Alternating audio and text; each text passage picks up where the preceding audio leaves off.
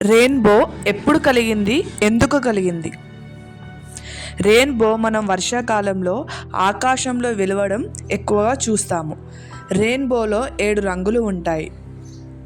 రెయిన్బోకు దేవుని ధనస్సు, హరివిల్లు, సింగిడి, దేవాయుధం, వక్రం, కొరడు, వానవిల్లు, కొర్రు అనే పర్యాయ పదాలు ఉన్నాయి. ఇంతకీ రెయిన్బో ఎప్పుడు కలిగిందంటే, ఆదిలో దేవుడు ఆదికాండం 6వ అధ్యాయం 5వ వచనం, నరుల చెడుతనము భూమి మీద గొప్పదనియు వారి హృదయము ఎల్లప్పుడూ కేవలం చెడ్డదనియు దేవుడు తాను భూమి మీద నరులను చేసినందుకు సంతాపము నొంది తన హృదయంలో నొచ్చుకున్న దేవుడు ఆకాశ తూములు విప్పి 40 పగళ్ళు 40 రాత్రులు ప్రచండ వర్షము భూమి మీద కురిపించి మనుషులనేమి, పక్షులనేమి, జంతువులనేమి, పురుగులనేమి లయపరిచాడు. ఈ విధంగా మనుషులు పాపం చేయడం వల్ల మనుషులకు మాత్రమే శిక్ష పడకుండా సమస్త జీవరాశులకు శిక్షకు గురి కావడం దేవునికి బాధ కలిగించింది.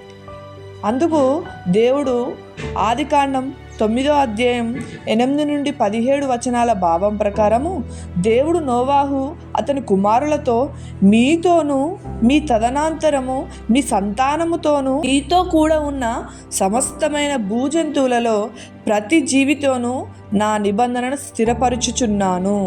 అదేమనగా, ఇక ఎప్పుడునూ భూమిని నాశనం చేయుటకు జలప్రవాహమును కలగదు అని పలికి, సమస్త జీవరాశులకు మధ్య నేను తరతరములకు ఏర్పరచున్న నిబంధన గుర్తు ఇదే. మేఘములో నా ధనస్సు ఉంచితిని, అది నాకును భూమికిని మధ్య నిబంధనకు గుర్తుగా ఉండును. అలా నోవాహు జలప్రలయం తర్వాత మనం చూస్తున్న రెయిన్బో అనగా దేవుని ధనస్సు కలిగింది. కాబట్టి రెయిన్బో దేవుని ధనస్సు చూడగానే మనుషుల పాపం ఎక్కువై దేవుడు మేఘమును రప్పించినప్పుడు మేఘంలో ఈ ధనస్సు కనబడును. అప్పుడు దేవుడు ఈ ధనస్సు చూసి మనుషులతో చేసిన నిబంధనను జ్ఞాపకం చేసుకొనును. కాబట్టి రెయిన్బో దేవుని ధనస్సు చూడగానే సంతోషించడంతో పాటు అది ఎందుకు వచ్చిందో గ్రహించి మన పాపము చేయకుండా ఉందుముగాక.